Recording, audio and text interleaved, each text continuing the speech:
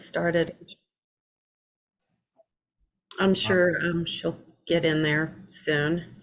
Let me get my face on here. Good morning, everybody. Let's open the meeting and start with roll call. Yes, ma'am. Commissioner Jim Anderson, Here. Commissioner Roger Anderson, I'm here. Vice Chair Yvette Brooks. Here. Thank you. Yeah, I told you she'd be here. Right on time. Commissioner Ryan Coonerty, Here. Commissioner Francisco Estrada, Good morning here. Commissioner Zach Friend, Here. and Commissioner Rochelle Lather. Present. Alternate Commissioner Ed Banks, Here. Alternate Commissioner John Hunt, Here. Alternate Commissioner Mata Koenig is absent. Alternate Commissioner Donna Lynn is also absent, and Madam Chair, we do have a quorum. Thank you. So we can move on to the executive officer's message. Thank you, Madam Chair. Just as a quick reminder, this meeting is being conducted using Zoom webinar in accordance with AB 361, which allows us to conduct these virtual meetings. Under this platform, commissioners have complete control of their webcams and microphones. For the general public, their microphones and webcams have been disabled, but they still have an opportunity to see and hear the entire meeting. They also will have an opportunity to address the commission on any agenda item, and they can do that with two different methods. They can either send their comments to LAFCO and we can read their comments on their behalf, or they can raise their hand on the Zoom platform and they can click on the raise hand icon. If they're joining us via conference call, they can press *9 and that will raise their hand. Once they are acknowledged by staff and the chair, they'll have up to 3 minutes to address the commission on any agenda item. Staff will let them know when they have 1 minute left and when their time has expired. At that point, we will ask them to wrap up and then we'll mute their microphones once again. And in accordance with AB 361, any action by this commission will require a roll call vote, which will be administered by staff. Madam Chair, that's the only updates I have this morning. Thank you. The next item will be adoption of the minutes. Do we have public comment for that? Madam Chair, I do not see any hands raised and we didn't receive any comments. Okay, so do any commissioners want to provide any corrections or suggestions or actually approve the minutes? I'll move adoption of the minutes of our last meeting. Second. Okay, so we have a motion and a second. Roll call, please, Joe. Yes, ma'am. Commissioner Jim Anderson, Aye. Commissioner Roger Anderson, Aye. Vice Chair Yvette Brooks, Aye. Commissioner Ryan Coonerty, Aye. Commissioner Francisco Estrada, Aye. Commissioner Zach Friend, Aye. and Chair Rochelle Lather. Aye. This motion passes unanimously.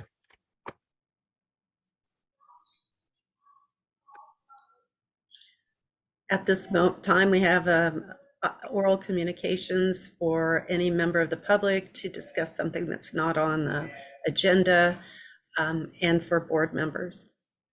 Sorry, commissioners. Do we have anyone from the public that's interested in speaking? Madam Chair, I do not see any hands raised and we have not received any comments to address at this time. Okay, so do any commissioners have anything to share? I'm looking for my hands raised. Okay, seeing none, we can move on to public hearings. The first item is, I don't know how to say this, but Alamein Road Annexation. Thank you, Madam Chair. LAFCO received an application from the affected landowners to annex 2 parcels in order to receive water from the San Lorenzo Valley Water District. As mentioned, this application was initiated by the affected landowners giving this proposal 100% consent. What I like to do is kind of go over the key factors of this proposal. The district is willing and capable of providing water to the subject parcels, and they provided LAFCO a copy of their will serve letter. The two parcels are located within the district sphere, indicating that the district is the most logical water provider. And finally, based on staff's analysis, the proposal is consistent with the previous service review recommendations and fulfills the requirements under the commission's adopted policies and state law. Therefore, staff is recommending that the commission adopt the draft resolution approving the two parcel annexation to the San Lorenzo Valley Water District. Madam Chair, that concludes my presentation, but I'm happy to answer any questions once you open and close public comments. Okay, so I will open public comments. Are there any members of the public that would like to address this item? Please raise your hand. And Madam Chair, I do not see any hands raised, nor did I receive any comments via email. Okay, so we'll close public comment and move to the commissioners. Any commissioners wish to discuss any items on this? Anything on this item? It looks like Jim Anderson. Yes, my quick question is, how are they currently getting their water? So good question. I believe they were using a private well, to my understanding. And Roger Anderson has a comment. Yeah, I was wanted a little information. In the staff report, you mentioned something about a railroad property owned in this district. And did I remember that correctly? And if it is, where is it? That's a good question, Roger. I don't recall referring to a railroad property along those lines. I know that was another proposal that we were working on. So I'm not sure which parcel you're referring to. But the two subject parcels are owned by private landowners, and they both have agreed to support this annexation. Okay, so what fraction of the property is owned by private landowners? The two parcels in question. So this large parcel that I'm hovering over, and then there's a smaller parcel on the right. So it's the entire area then? Correct. Okay, thank you. Commissioner Jim Anderson. Well, I was just going to tell you that the El Alamein comes off of West Siani Road, and the existing rail line that hasn't been used in a number of years is actually to the, I guess it would be the southeast of East Siani Road. It went up to the old sand plant that's up behind the Zioni fire station. Thank you. Okay, are there any other comments? Is there a motion? I'll move the recommended actions. I'll second that. We have a motion and a second. Can we do the roll call, please? The vote? Yes, ma'am. Commissioner Jim Anderson, Aye. Commissioner Roger Anderson, Aye. Vice Chair Yvette Brooks, Aye. Commissioner Ryan Kernedy, Aye. Commissioner Francisco Estrada, Aye. Commissioner Zach Friend, Aye. and Chair Rochelle Lather. Aye. This motion passes unanimously. So we will move to the next one, which is the proposal evaluation policy update by you, Mr. Serrano. Thank you, Madam Chair. As the commission is aware, recent service reviews have sparked interest in improving service delivery, including the consideration of applications by several public agencies to annex and/or reorganize. However, one of the issues that the agencies have told LAFCO staff during our service review preparations was the cost associated with initiating boundary changes. And they were open to see if filing fees were waived if appropriate. They would be more open to boundary change if if they received fee waiver requests. At this time, our current adopted policies do not provide guidelines on how to process or consider fee waiver requests. That is why LAFCO staff is recommending that the commission add language to the proposal evaluation policy to clearly indicate when a fee waiver may be warranted. Specifically, LAFCO staff has identified 2 instances where a fee waiver should be considered.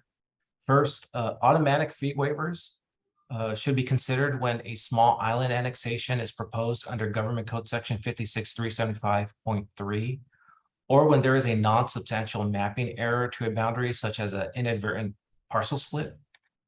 For other fee waivers, a defined criteria is needed. Specifically, these waivers must be initiated by the affected agency, must be accompanied by an application, must be tied to a recommendation found in an adopted service review, and must be submitted within a year of that adopted service review. This approach directly ties the proposals with the commission's recommendations under the service review, so we can see action within a timely fashion, as well as give the affected agencies a financial incentive. Now that LAFCO is being more proactive and willing to do more of the heavy lifting, agencies are more interested than ever before. Case point, we have 4 applications that are directly tied to our recent service reviews and fulfill the proposed criteria for the fee waivers. We have the Pajaro Valley Fire, which submitted an application to annex the territory within their sphere boundary, involving 3,200 parcels and 26,000 acres. We have the Branson 40 Fire District that submitted an application to merge with Scotts Valley Fire. This involves 780 parcels and 5,800 acres. We have Scotts Valley Water District that submitted an application to annex all the territory in their sphere. This involves 180 parcels and 15,000 acres. And finally, we have Felton Fire, who also submitted an application to annex all the territories in their sphere, involving 23 parcels and approximately 1,100 acres. Again, all 4 applications are a direct result of the commission's service reviews, findings, and recommendations. That being said, staff is recommending that the commission adopt the draft resolution approving the amendments to the policy and approve the 4 fee waiver requests. Madam Chair, that concludes my presentation. I'd be happy to answer any questions once you open and close public comments. Okay, so I will open public comments. Are there any members of the public that would like to speak on this item? I see a lot of fire agencies and general managers. I do too. But I do not see any hands raised at this time. Okay, then I will close public comment and move on to the commissioners. Any commissioners have any comments to this? Roger Anderson? Yeah, I have only really one concern too, and that is, what is the expected cost of this to the commission? And I see 2 things. One is, the biggest problem is the fairly limited staff time that we have. And I just want to know how likely it is that we'll have to hire a consultant, as it mentioned in at least one of the letters that is in the packet. And also I'm curious about what's the future application to this policy. Now, I believe we added quite a bit in our latest thing about the water agencies, and also we have Capitola that we have recently reaffirmed their sphere, which is great in excess to their annexation. And so I am curious about what you can say, Mr. Serrano, about the actual cost implications and what sort of liability are we talking about? I realize we don't use fee income to balance our budget, but that's a different story than the actual cost of doing these fees. So I realize that this whole thing has to be paid for somehow, but I want to know, what are the implications for this commission? So great question, Commissioner Roger Anderson. Based on the commission's adopted policy for the fee waiver schedule, the fee schedule, we offer expenses based on acreage.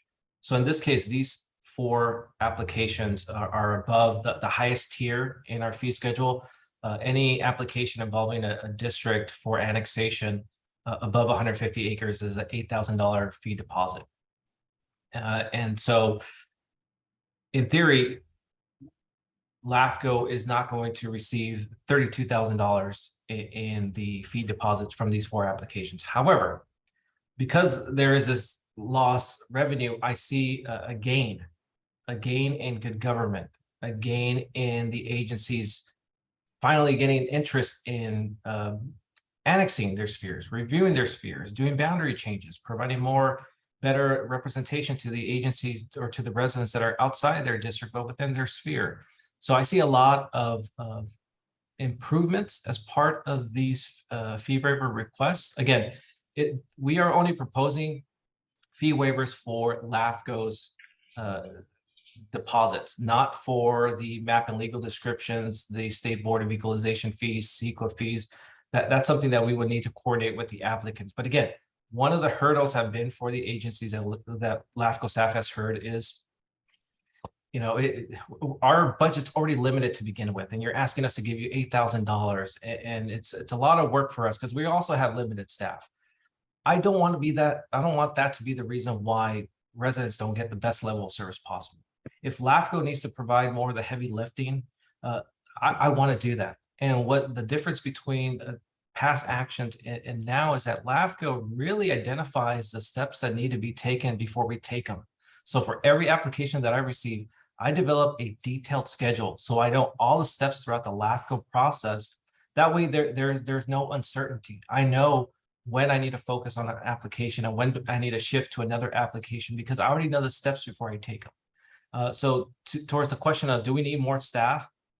I can't justify hiring more staff. I think I've proven to the commission that I'm able to balance a number of applications and projects at the same time with a great level of productivity. I do this with the service reviews, I do it with the applications, and I've identified these 4 applications as something that could be a success, and staff has the capability of doing so.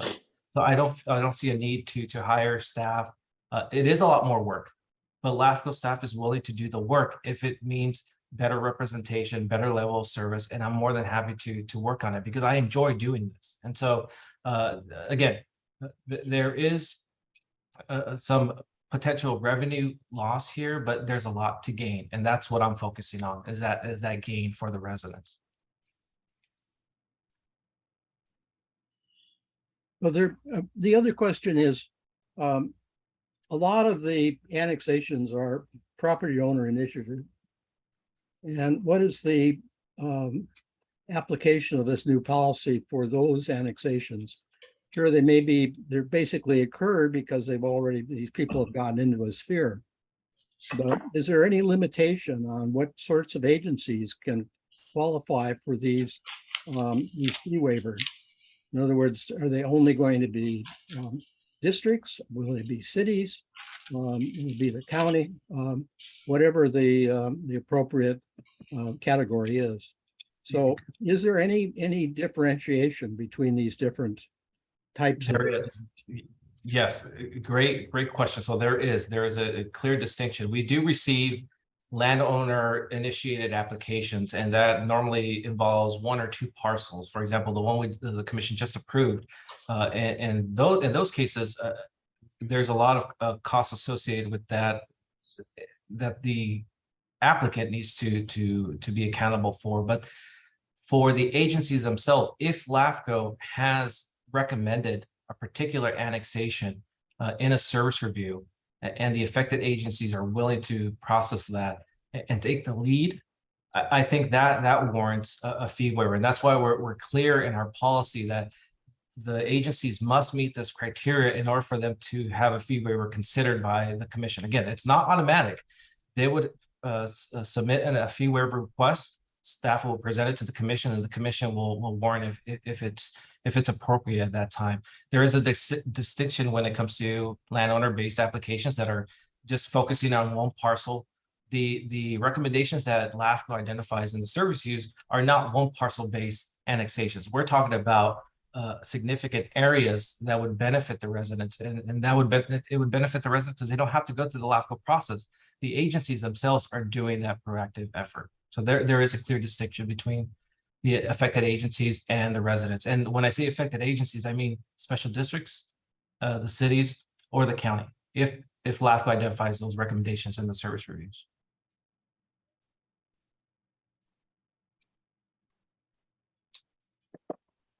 So Commissioner Friend, you're up. Thanks. I share some of the same concerns that Roger had, but in a different way. Since LAFCO's in the world of efficiencies, it seems odd that we're creating an additional process that really is a de facto guarantee of reduction for fees or waivers. It seems to me that we should just get to the root of the problem and just review our fee schedule and reduce the structure by which we create those fees. I mean, because this, I hear what you're saying, Joe, that this isn't automatic, but at the end of the day, this is automatic. The commission's not, everybody, 100% of the people that qualify are going to apply. It creates additional time for them to do the application, additional time for you to draft a staff report, and additional time for the commission to review and just, I mean, pro forma approve it. So it seems like, why are we going through this process as opposed to just reviewing the fees? And if you've made a determination that some of these fees are a barrier, and fees are only supposed to be cost recovery, as you know, anyway, I think that it's reasonable for us to just review the metrics by which the fees are and not create this additional burden to those applying agencies anyway. Or if we need an extenuating circumstance, and this is maybe a question for council, I guess, if from a flexibility standpoint, if we need an extenuating circumstance policy, where in the rare instances something could be fully waived or reduced in addition to what a more reasonable fee structure, we can put something in place. But this just strikes me as a 100% guarantee of reduction or elimination of every qualified applicant while creating you, the applicant, and us additional work.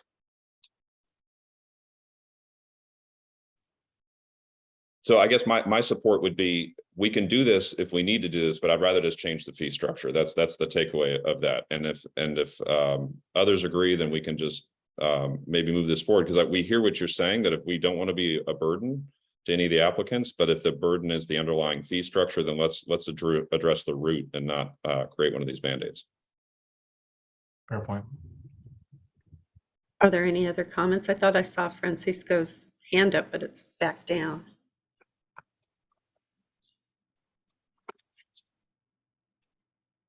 Can I ask what it would take then, Joe, for a fee review instead, in particular, just on this? I mean, and again, if you're seeking flexibility, that's fine. I'm just seeing how this is going to play out in a year, where every single applicant that qualifies is just going to submit these waiver requests. So what would you recommend as far as the underlying issue?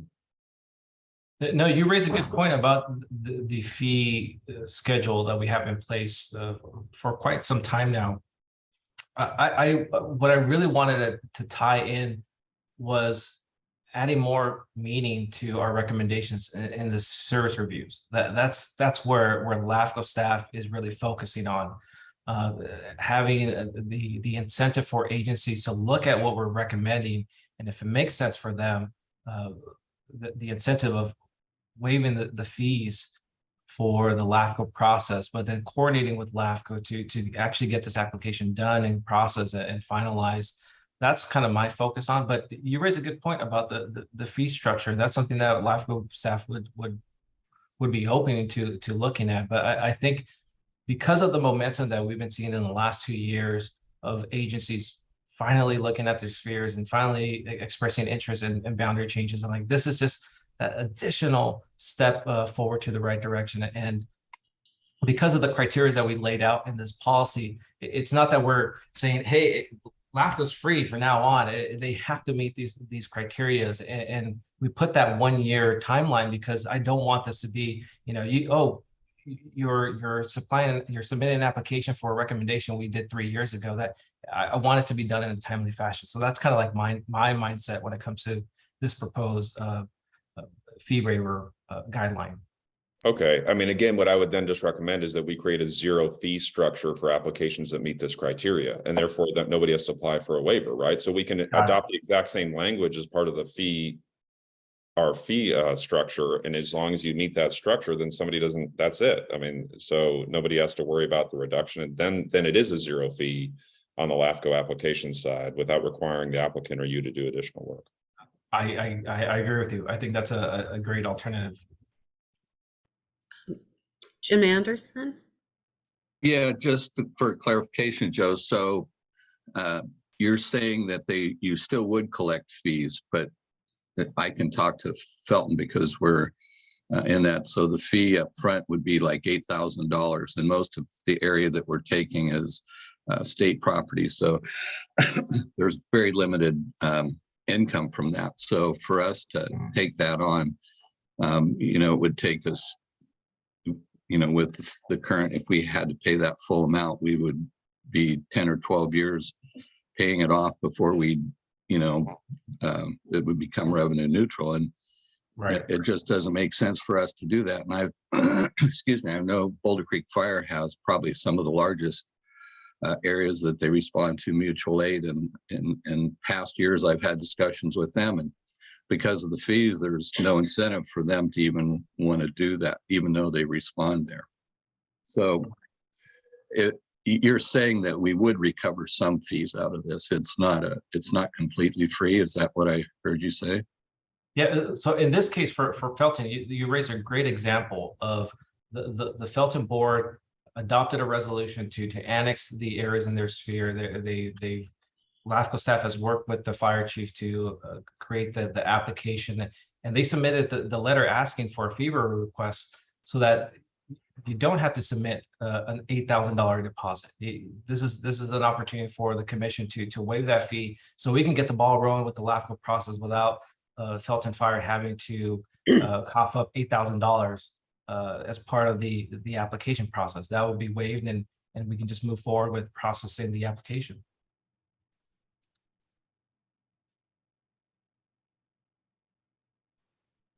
Okay, so there would be a fee, but you wouldn't have a lot of upfront cost. Yeah, exactly. There would not be a fee deposit from the Felton Fire, and we will get started with the application. So if hypothetically, if the commission would approve their fee waiver request, then Felton Fire would not be required to give LAFCO an $8,000 deposit. What about at cost? That's something that we would coordinate with the applicants, whether or not, what's the assuming that this application is approved and gets finalized in the LAFCO process, and we record. One of the costs is the State Board of Equalization. We would have to coordinate with the Felton Fire to cover that cost. But again, that's much different than the LAFCO deposit. So should it be a fee waiver or a deposit waiver? Well, that's the thing. It's a fee. It's a LAFCO filing fee, but based on our practices, it's like a deposit, because at the end of the application process, we do a cost analysis, and any money left over we refund to the applicant. I don't remember who came first, Yvette or Roger. Yvette, I think. Okay, Yvette. Thank you. Joe, excuse me. I think what I'd like to see is just a better explanation written on this particular policy.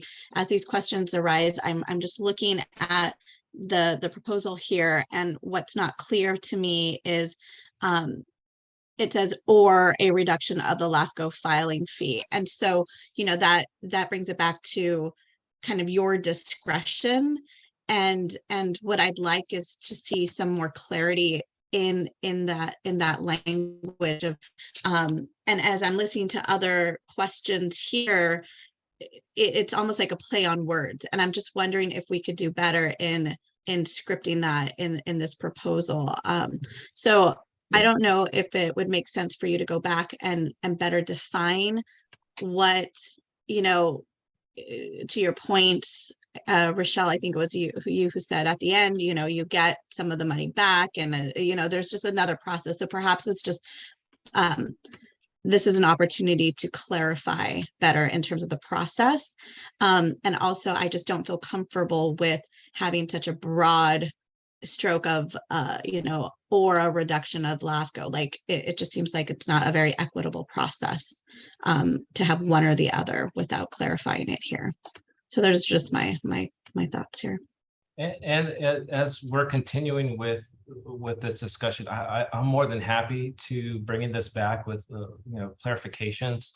And also, if the commission wants an alternative where we actually update the fee schedule as an alternative rather than having this policy language, I'm more than happy to clarify. The intent here is to give the agencies another reason to consider boundary changes, and that's kind of what LAFCO's wanted to do. But again, we want to make sure that it's clear to not only the agencies but to our commission. So I want this to be a guideline for us.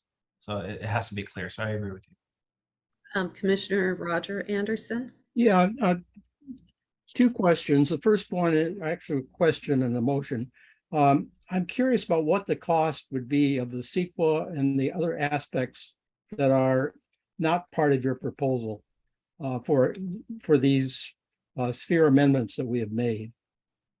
And the second thing I'd like to do is I'd like to move that we continue the public hearing for either one or two meetings to give you some time to explore some of these additional comments that we've made.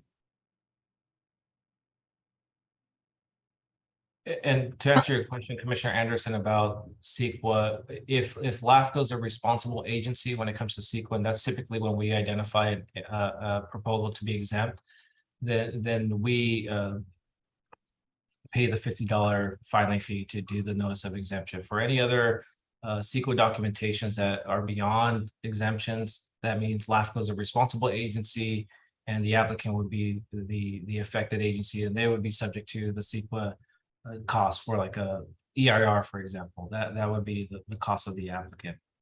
Just to give you an example, but it varies. It varies by proposal. Okay. And how expensive would that be compared to the $8,000 fee that we might have here?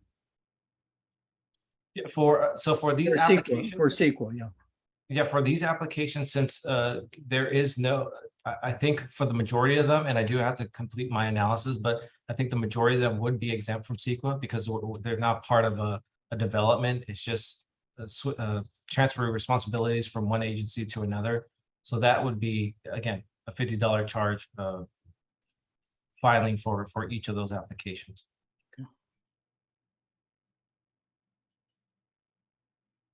I'll second Roger's motion, by the way. I think he made a motion. I'm happy to second it. I believe we still need public comment, though. Oh, thank you. Did I miss public comment? Oh, I actually, You did it. yeah, I did it. My mistake. I'm sorry. I'll second Roger's motion. And for clarification, the motion is to continue this discussion. Continue the public hearing, yeah, without action. And with an opportunity for you to come back with additional options as well. So I think we need the additional options that we were discussed, both that Yvette had brought up and that I had brought up, just so the commission has more to evaluate. Yep. Great. Okay. So roll call, please. Yes, ma'am. Commissioner Jim Anderson, Aye. Commissioner Roger Anderson, Aye. Vice Chair Yvette Brooks, Aye.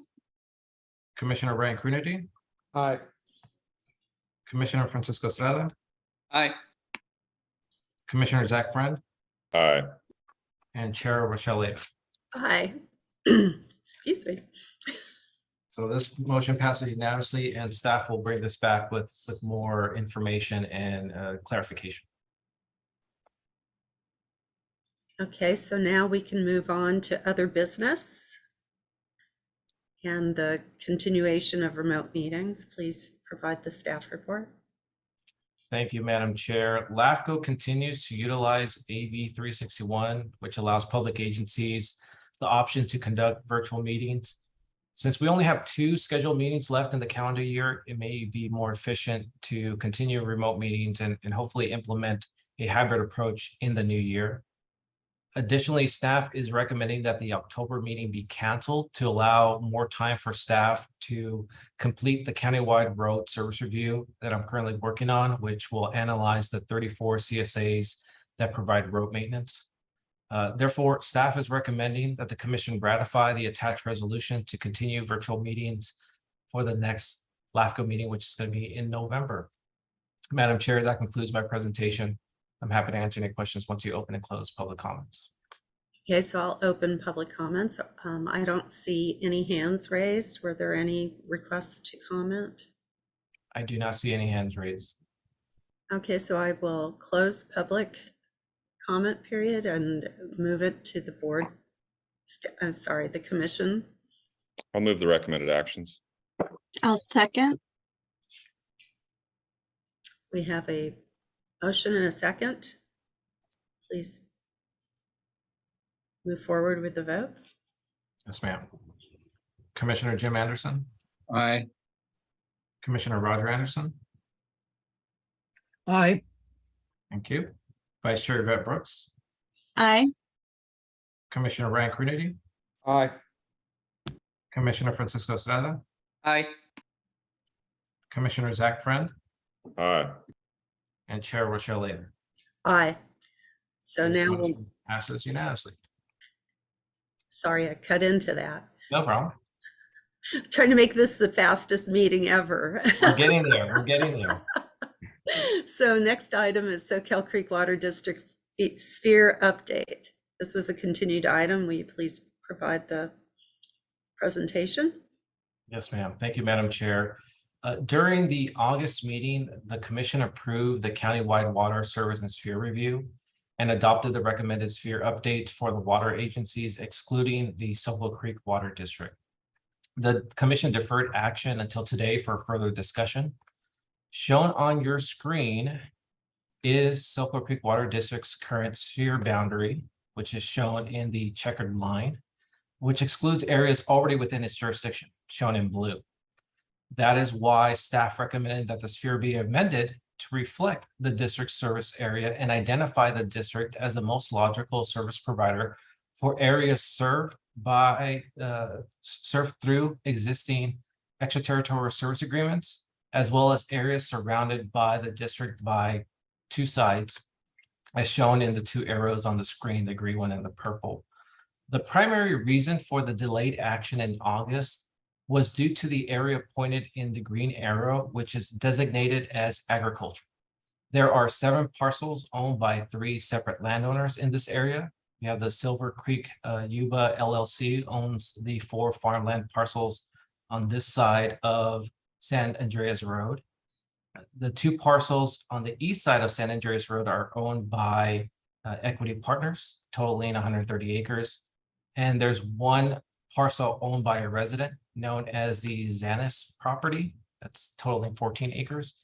It is important to note that this area is entirely outside the county's urban services line and protected by Measure J. That being said, following the August meeting, LAFCO received emails from concerned residents with the misconception that the sphere amendment would lead to development, was part of a development project, or was an actual annexation into the district without due process, none of which are true. These emails were shared with the commission and posted on LAFCO's website. LAFCO staff wants to take this opportunity to clarify what the proposed sphere amendment does and doesn't do. First, it will not change the land use designation. In fact, state law prohibits LAFCO in dealing with land use designations. So the area will remain as ag land if the proposed sphere is approved. Second, it will not automatically annex the ag lands into the district. Annexation requires a separate and extensive process, and neither the landowners, the district, or the county have expressed interest or have submitted an application for annexation. The proposed sphere will reflect the district existing service area and identify Soquel Creek Water District as the most logical service provider for areas surrounded by the district. This is important in the event that the 2 wells supplying water to the ag lands run dry, get contaminated, or are no longer in use. This is already happening with the Renaissance High School near the district, shown in the purple arrow. Now, Staff can easily recommend reaffirming the sphere and kicking the can for another 20 years and hope that the development doesn't happen. And if development does, hopefully we are informed about it in time during the CEQA process. I can easily put up my feet on this desk and wait for applications to come in rather than encouraging agencies to consider their future for the benefit of the residents. Heck, I can even produce service reviews that simply fulfill the state requirements and not worry about them for another 5 years. But what value does that give the residents, the county, the affected agencies? This proposed sphere amendment gives LAFCO a seat at the table. It reminds the county of LAFCO's role in preserving ag lands. It reminds the affected agencies about the laws and policies we implement. And it reminds the public of LAFCO's purpose. On the flip side, the residents remind LAFCO of their concerns, in this case, the preservation of this area. We are establishing accountability with this sphere from all parties. Without it, we would be in reactive mode if development is ever considered. And this commission has seen success in the last few years because LAFCO has been proactive. This sphere amendment is simply another example of that proactive effort. I also want to remind the commission that this sphere amendment was in cooperation with SqCWD Creek Water District. LAFCO staff takes spheres designations seriously, and the priority to preserve ag lands is and continues to be one of our priorities. The sphere amendment does not conflict with that priority, but rather highlights it because now it has been identified and is in our radar. Therefore, staff is recommending that the commission approve the sphere designation and update for the SqCWD Creek Water District. Madam Chair, that concludes my presentation. I'd be happy to answer any questions once you open and close public comments. Thank you. So I'm opening public comments. Are there any comments from the public? I see a hand. All right, I'm going to ask Roz and Michael Sorenstein to unmute themselves. Unmute. Can you hear me now? Yes, sir. Okay.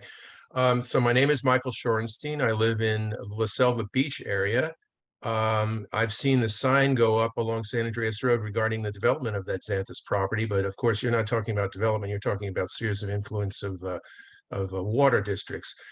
My question about the water, how will that affect if you do this and you give the proposed areas water from SqCWD Creek? How will it affect SqCWD Creek's pumping in our area? Because that'll be pumped in most cases, and certainly on the Xanthus property, uphill from San Andreas Road. Now I know there's a pumping station somewhere near me, on San Andreas Road, but I just wondered if SqCWD Creek has looked into that and what water pressure would be like in the adjacent areas of La Selva Beach and Los Barrancos and maybe even SeaScape. Number two is what type of water do they get on this property? Are they using wells?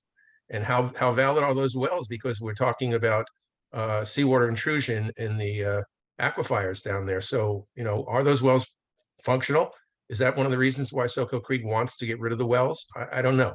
So maybe you could answer that.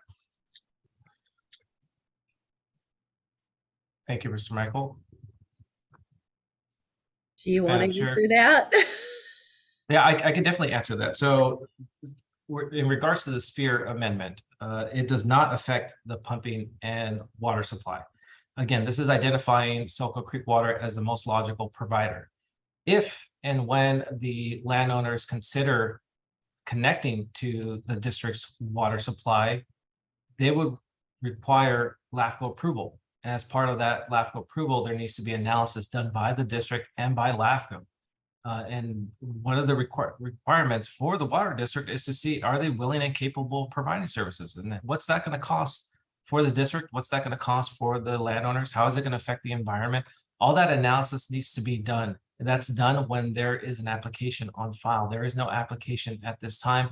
This sphere amendment does not initiate annexation, encourage development. It's just identifying the water district as the most logical provider if that area needs adequate water.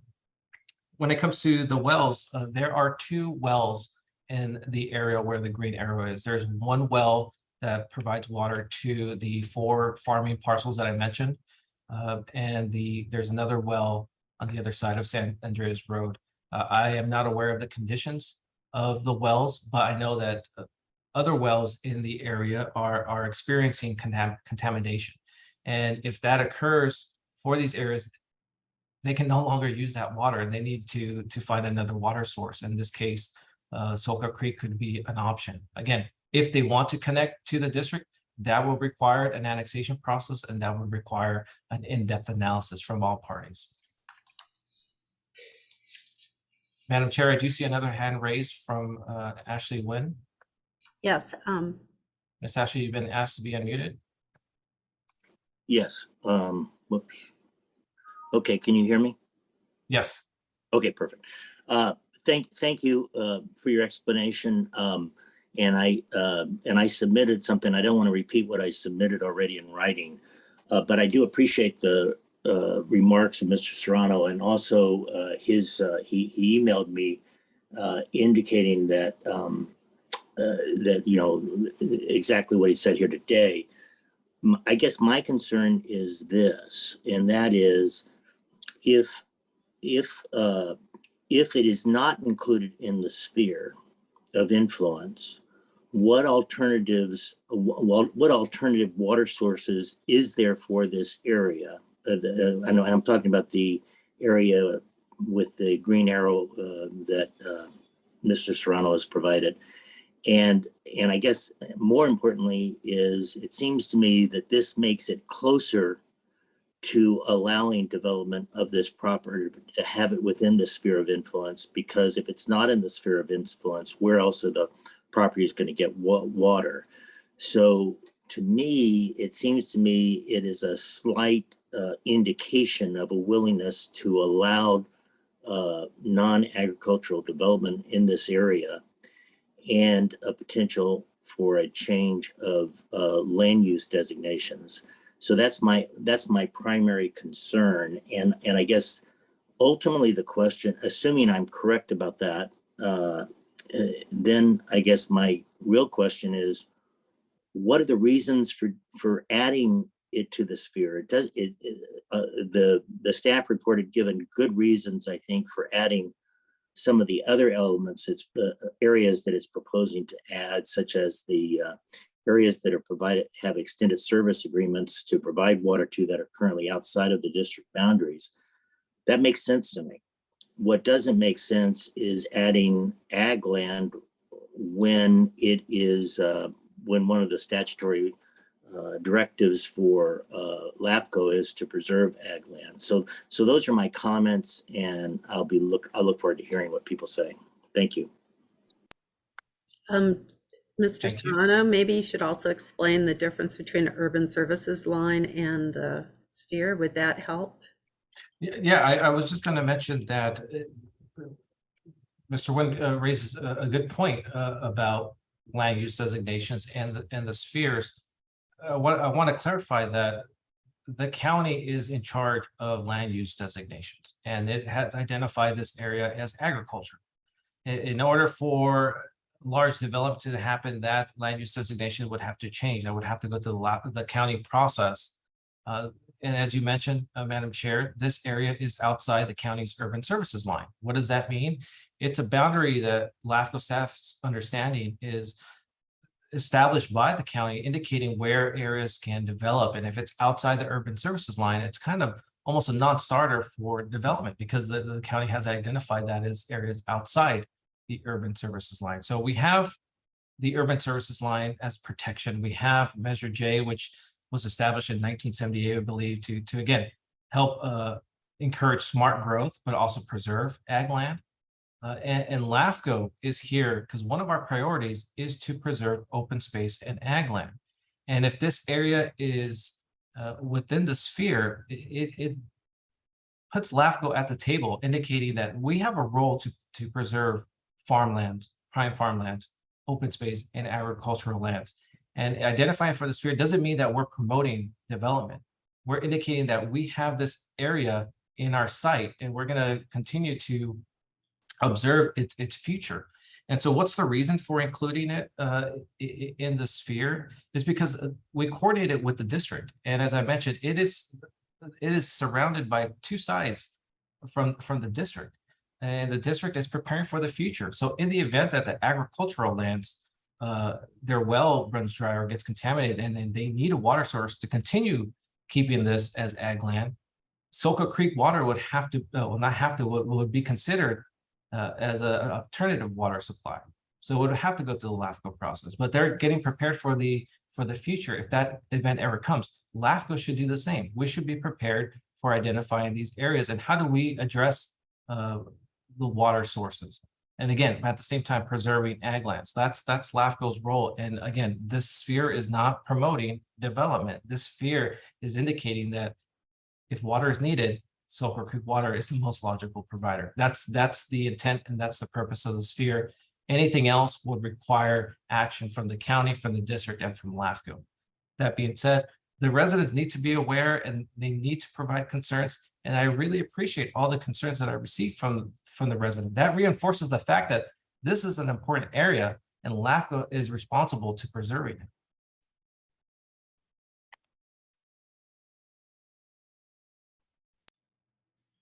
Is there any other public comment?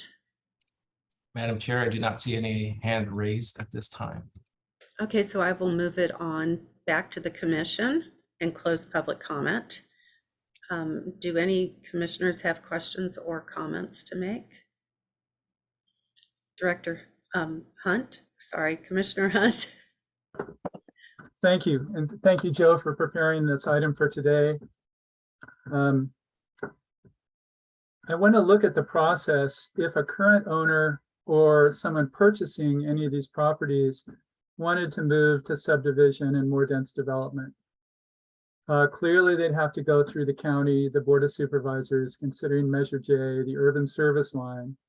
They'd probably have to go through the Coastal Commission, and that's a process. You mentioned LAFCO's seat at the table, LAFCO's role. And so please clarify this for me. My understanding that LAFCO's role would be, one, to include the area in the sphere of influence of the SqCWD Creek Water District. And then two, to have the SqCWD Creek Water District annex the area as part of their service boundary in order to provide water to permit development.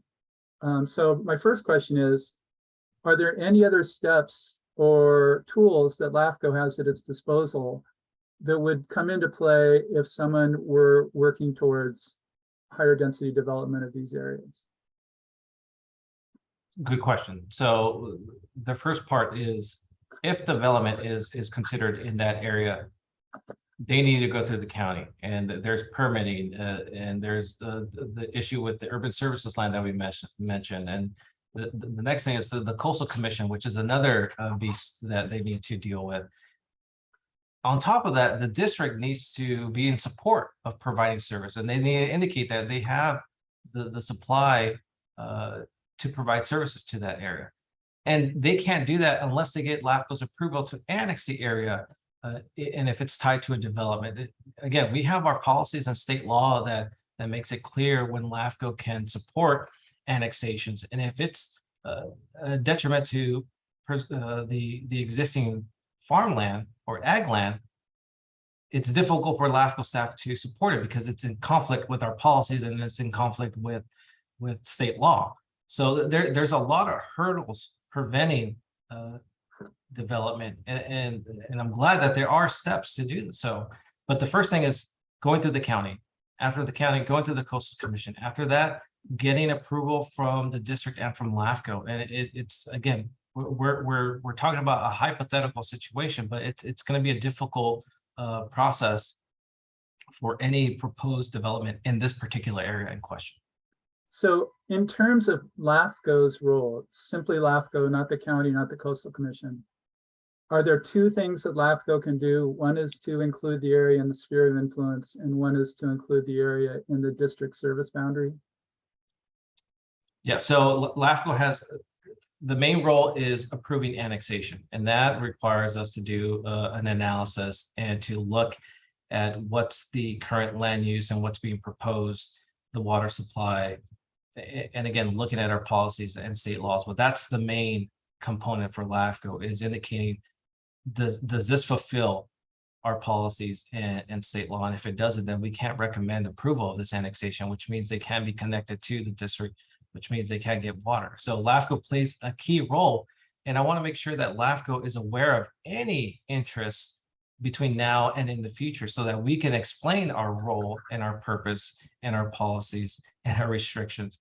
I don't want to be in a position where development is happening and then we just happen to find out about it and we don't have an opportunity to have a say. Having it in the sphere puts it on our radar where we have a say now and going forward, because it's somewhere, it's a special study for us, or it's an area that I'm keeping an eye on now. So if LAFCO were to be considering annexation as part of the service district, how would the fact that it's either in or not in the district sphere affect that consideration of service area? Would it have to be in the sphere before we could consider extending the service area? Yes, so good question. For any annexation, it needs to be in a sphere boundary. So having it in the sphere boundary does make annexation by the water district one step more simple. It's one factor in the annexation process, yes. And so if we, but I will note that there's been a lot of applications that we received where annexations happened with a concurrent sphere amendment. I have a couple more questions.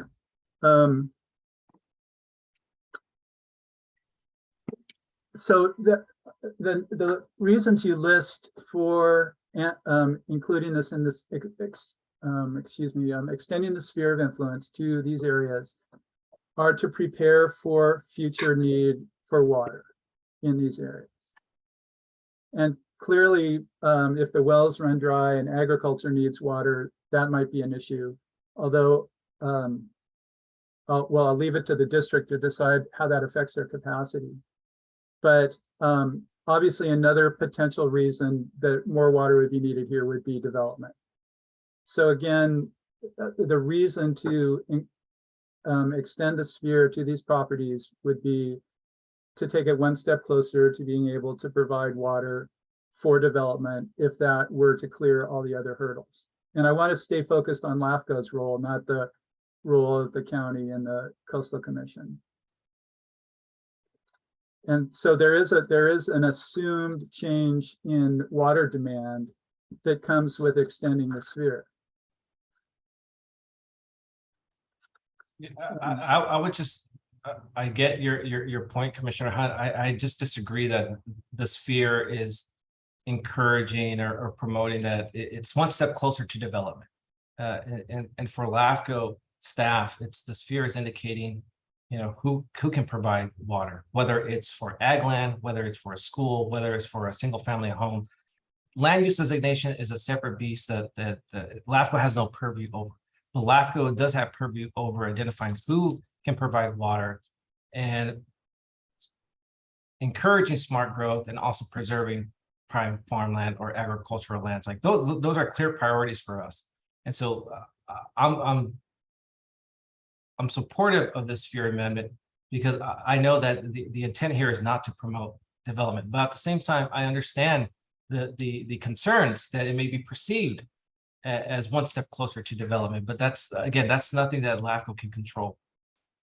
So in terms of the option of who would provide water to this area, what other options would there be? Would it be the Pajaro Valley Water Management District? Would it be Central?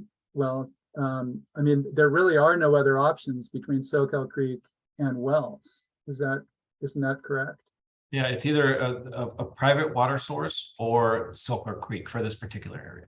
Okay.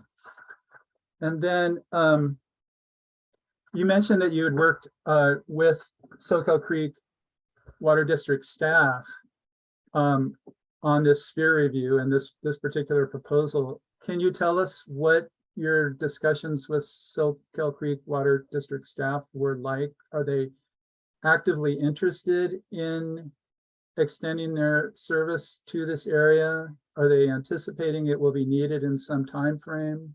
Or is this basically just to keep their options open or add geographic contiguity to the boundary?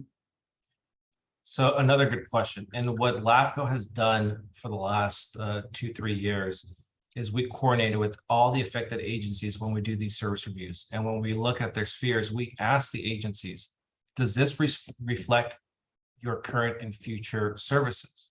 And if it doesn't, let's amend it to align with your district's view of the district's future. And that's why when we developed this sphere amendment, we wanted to make sure that it covered the areas that are in their jurisdiction, areas that are already being served through extraterritorial service agreements, and areas that are substantially surrounded by both sides of the district.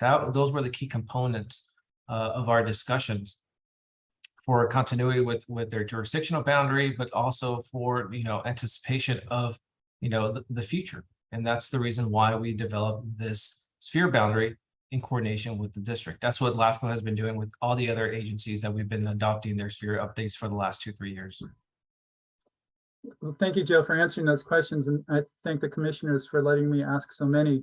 I'll just close with a comment that it seems to me that LAFCO has two things that we can do in relation to this property and providing water to this property. And one is to change the sphere boundary, and the other is to change the service boundary for the district.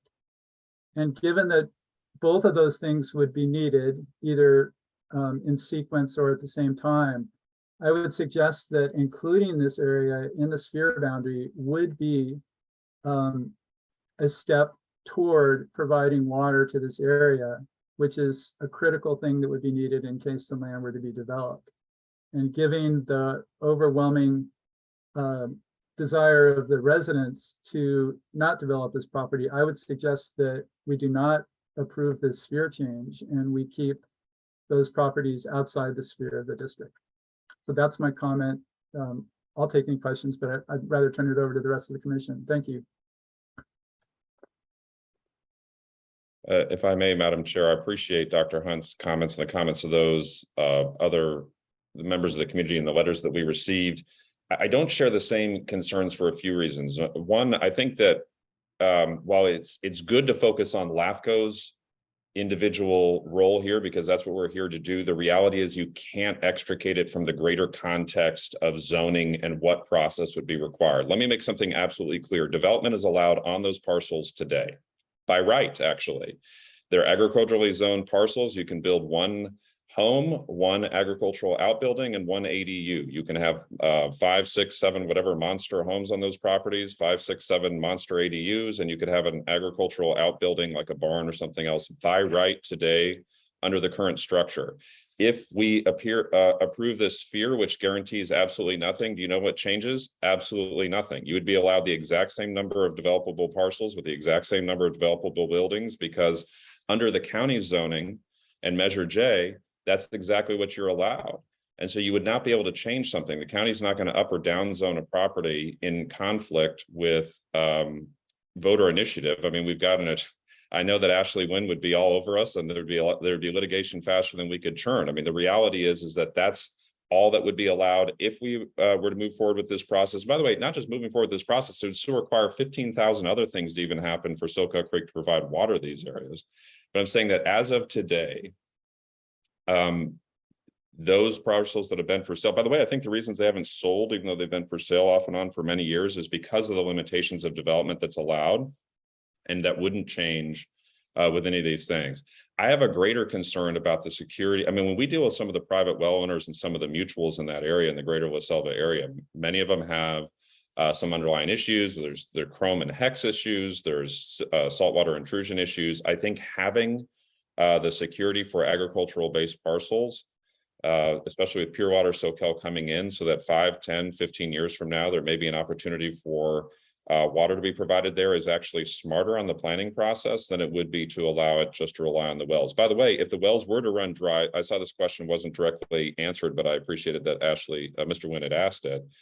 I mean, this commission may be forced and the county may be forced all the same for some sort of emergency decision of a connection to SoCal Creek all the same. We went through this with the Davenport system all the same. If the wells run dry and there's active agricultural use, or there's a current parcel associated with, or a current home associated with it, we're still going to receive an emergency application all the same. I mean, so it's not as though this prevents development. And I think it's the wrong approach to be afraid of something that actually can't happen, and therefore denying what's coming forward than the reality of what it is. I mean, this is an exceptionally clear in the code, in county code, under this zoning and under Measure J, as to what can currently be allowed or what could be allowed, irrespective of either water or sanitation or any other additional utility being provided to it. It doesn't change the underlying zoning or location or requirements. So I just want to just make that clear. Like, I get it.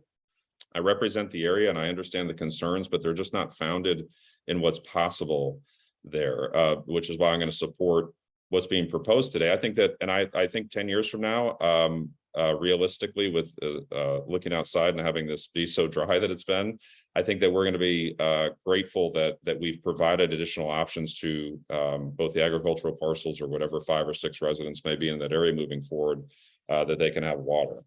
So I'll be supportive of it when it comes back. I look forward to other commissioners' comments. Commissioner Anderson, Jim Anderson.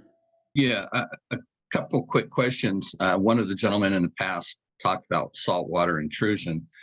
I guess my question is, I'm not sure if Zach knows the answer or Joe, but if those units were to be built on those properties, as Zach said, what's to stop them from just putting in multiple wells for each location, which is going to affect the groundwater? Just, and further, there's numerous times we've done these approvals because people's wells fail, or they just don't adequately supply the property, and we've always to try to save the aquifers, we've always went with the commercial entity, since they often draw out of the same aquifers and are better able to control the use with less wells. I may be able to answer some of that. Okay. We've already had one farm prove that they had seawater intrusion in that area. And that is, I think, one of the ones that we've extended services to. Joe, do you know which one that is? But I know that they've approached us about services for the farm because they have seawater intrusion. But I do not believe the district has done that because of our current water shortage issues. So there's a lot to stop them from actually connecting to the water district. I don't have any further comments on that, Madam Chair.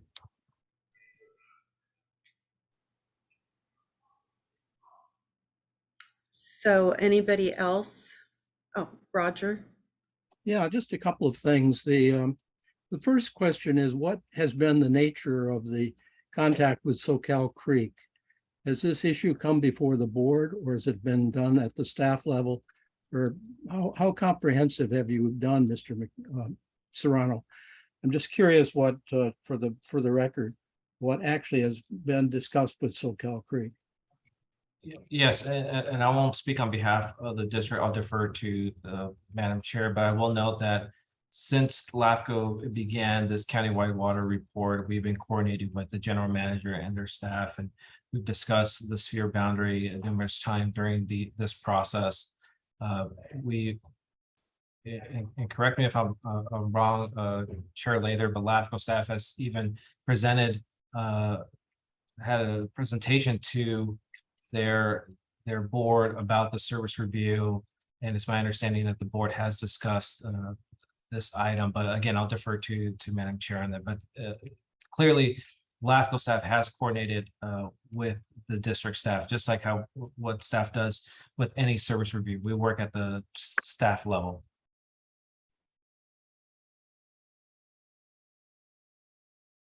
But it's my understanding that the district board is aware of of the proposed sphere it has discussed. And correct me if I'm wrong, Madam Chair.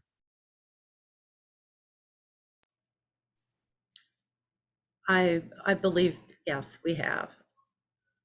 Okay, thank you. The second thing is that it seems like the only the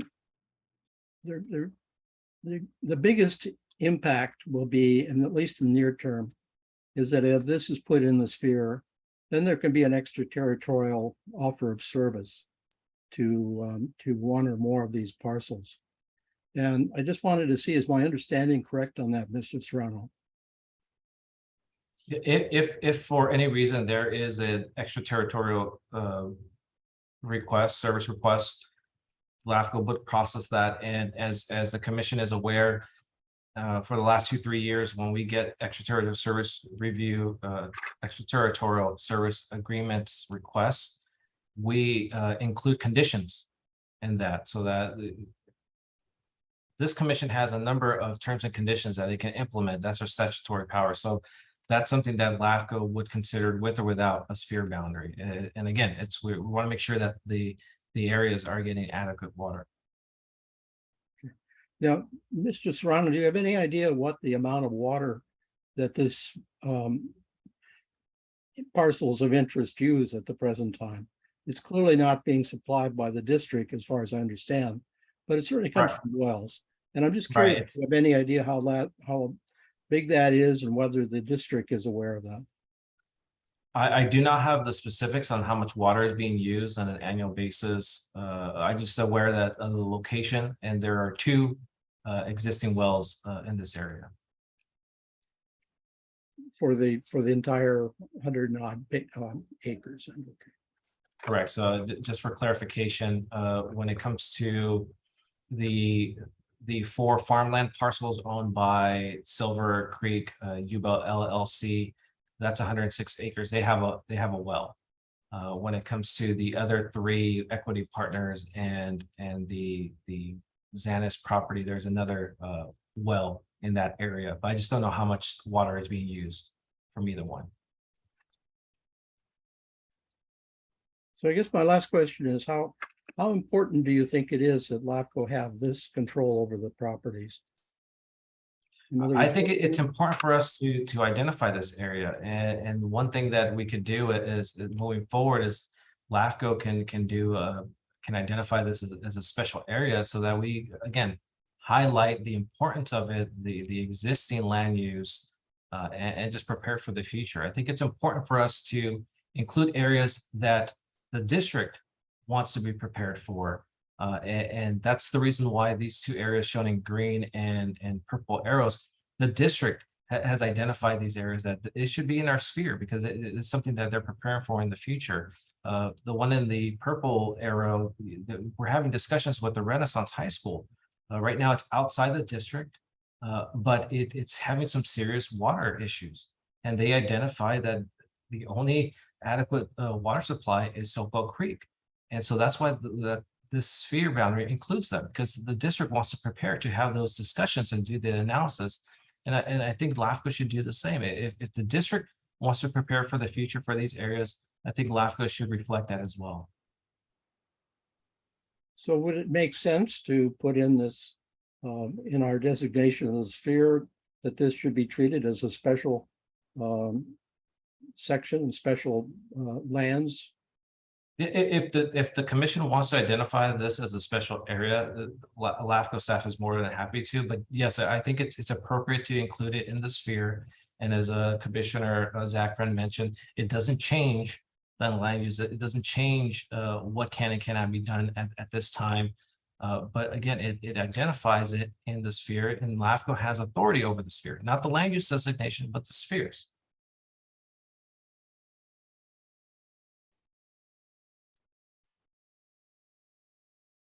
Okay, are you done, Roger? Yeah, I think so. I was just curious what our legal counsel says about whether we could designate any additional language about the sphere amendment. Yeah, that's a good question. I think, it would depend on what the commission's intent of that language would be, and how it would be, how it would be treated, and what I guess specifically what type of language the commission would be looking to add. So, Mr. Serrano, how long would it take to draft some special language about this district? Well, staff is still recommending that the commission approve the proposed sphere as is, and we can always come back with a subsequent, study area for this. We're going to continue discussions with the district when it comes to the sphere. So that's something that we can come back with at a later date, but I'm still recommending the commission consider approving it today.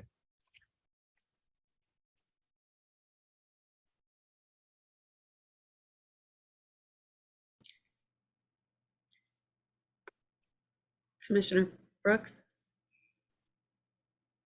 Thank you, Chair. So I most certainly understand the issue and the uncertainty with wanting to move forward with this, but clearly understanding that there are many steps that must be taken in order to move forward or to build or to do anything in this particular area seems to be under the purview of the county. And so even if we were to add any special language, I feel like there's already language built in to all those steps prior. And I don't know how necessary that is, or if that really puts us more in a bind if we should move in that direction. I'm in support of staff's recommendation because I think smart planning is essential. I believe that we need to allow opportunities for property owners to have, and this just provides an opportunity and more options for them as they move forward. And that's just based off of the information, Mr. Serrano, and from what I understand with the county's rules and policies already in place, that if in fact there were to be any possibility of huge development taking place, that would have to go to the county, and then that would have to come to us, and that there's multiple opportunities to continue having those very important conversations in how that plot is developed. But today, I think it's important that we allow there to be options for these types of utilities and services to be offered to who's out there now. And again, what I'm hearing Mr. Serrano say, and please tell me if I'm wrong, that it's just an option. If somebody wanted to move forward with this particular option, they would have to go to the water district and they would have to apply. And again, there's a lot of other things that would have to take place. I'm also hearing that there's support from SoCal Creek Water District and staff there, that they believe that this too is something that's necessary as we see saltwater intrusion taking place and how those wells are being impacted, that they most certainly could continue to offer their services out there. So I think above and beyond that, I'm in support of staff recommendation because this is allowing opportunity and options for folks living out there. And so those are just my thoughts at this point. Thank you. Thank you.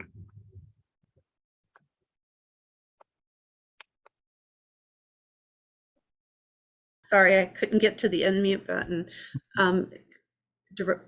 Commissioner Roger Anderson. Yeah, just a very quick thing. Early in our agenda, we talked about automatic fee waivers. And basically, these had to be done within a year of the action. And I'm just wondering whether this sphere boundary would qualify for that. That would change, I think, the whole perception about the timescale we're talking about. So again, it's up to the district in that sense whether they want to proceed. But we might be dangling some kind of carrot to encourage districts or cities to go ahead and take up our offer. So this is not something we really have to worry about today, but I am curious about this perhaps unintended consequence. And good question, Commissioner Roger answered. I will know that if the commission would have approved that fee waiver criteria, this would not apply because LAFCO staff did not recommend annexation of this ag land area.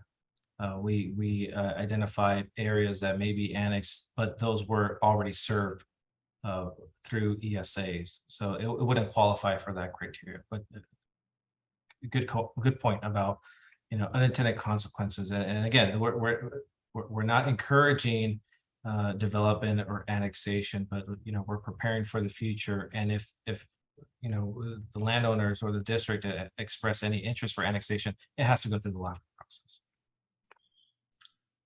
Commissioner Hunt? Thank you. In a lot of situations when you're trying to understand a process or conditions, there are two things you consider. One is status, current status, and the other is trends. How are things trending? And I'm concerned that despite Zach's impressive list of barriers to developing this property, that this indicates a trend towards making the properties more developable. So I just, if I were considering purchasing those properties and I saw a signal that looked like it was moving in the direction of providing municipal water to this district, that might give me a little hope that the trend is going in that direction.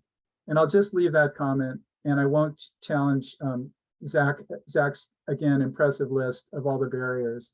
But it does seem that we as LAFCO have two things we can do. And one is adjust the sphere boundary and one is adjust the service boundary. And we're proposing doing one of them. So thanks.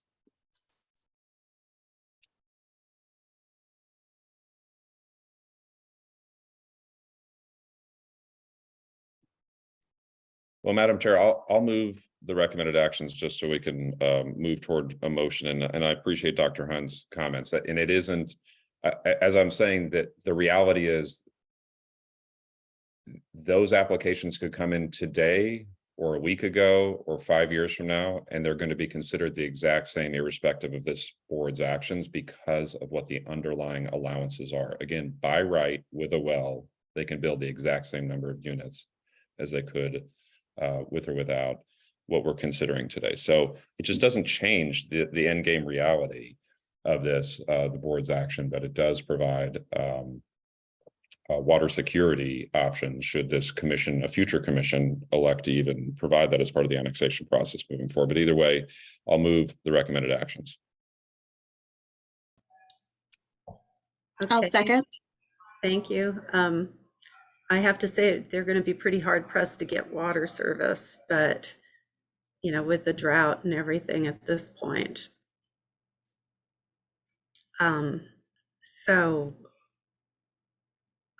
Let's do the roll call.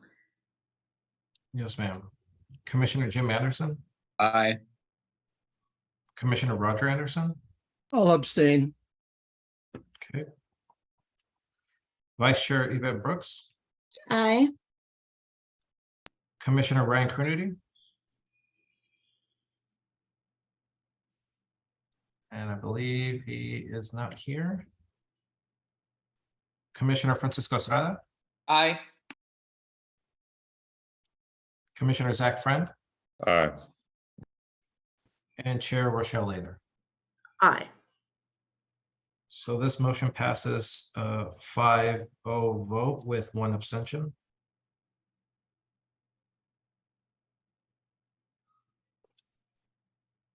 Okay.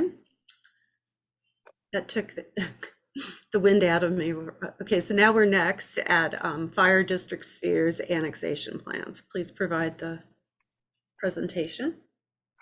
Thank you, Madam Chair. And I'll keep this brief. I'm happy to report that all 8 fire agencies submitted responses to LAFCO's requests to review their existing spheres. In fact, half of the agencies are now part of an active application. The remaining half have expressed interest in exploring possible boundary adjustments based on the findings and recommendations identified in the upcoming feasibility study. This outcome is exactly what LAFCO staff was hoping for. Discussion among the agency's board and staff about their existing sphere, which resulted them, not LAFCO, planning for their future. Speaking of the upcoming feasibility study, AP Triton, who was hired by this commission to conduct the study, has recently reached out to the fire agencies to begin gathering the necessary data to begin their analysis. In the meantime, staff plans on continuing discussions with the fire agencies as the process unfolds. Madam Chair, that concludes my presentation. This is an informational item, so no commission action is required, but I'm happy to answer any questions once you open and close public comments. Okay, so I will open public comments. Is there anyone present? I see chiefs and fire stations. I do see a couple of chiefs, but no hands are raised at this time. Okay. So I will move it to the commission. Are there any commissioners that would like to speak on this subject? I just have a brief follow-up. I appreciate just in looking at the chart about those that have expressed interest on a greater countywide look. Is that just referring to the greater countywide review that's happening, or is there something more specific that some of those agencies are looking toward? Because we have, as you note, a number with a handful with current applications in consideration. And so is it for those dominoes, or is it for a more macro level look? I just didn't understand what the wording, what that reference was to. Yeah, so this countywide, they were referring to the upcoming feasibility study that's looking at the sphere boundaries and what happens with the proposed annexations and CSA 48. So I think they really want to see what the findings are from AP Triton study, and based on those findings, then they may be interested in moving forward with any of the recommendations regarding boundary changes. Thank But you. they want to see the full story before they take any action. Okay, thank you. Okay, this doesn't require any action, so if there are no other questions, we can move on to the next item, which is written correspondence. And Madam Chair, staff does not have any presentation. We did not receive any late correspondence that were not part of an agenda. As I mentioned earlier, we did receive correspondence for the Soaker Creek Water proposed sphere that has been shared with the commission and posted on our website, but no other late correspondence were submitted. And this is an informational item, so no commission action is required. And we don't have to do public comment, right? We can open the floor for public comments, but there's no item under this Right. item. So I don't see any hands raised, but this is an opportunity for any members of the public to address written correspondence. But again, there's no sub-agenda item for this one. Okay, so we'll move on to press articles. And Madam Chair, this is a periodic item that we present to the commission, identifying articles that may be of interest. Again, this is an informational item and no action is required. So did Joe miss anything? Okay, so the next item is commissioners' business. This is the opportunity for commissioners to comment on issues not listed on the agenda. Do I have any takers? I don't see any hands up, so we can move on to the next item, which is adjournment. And that would be the next regular meeting, November 2nd.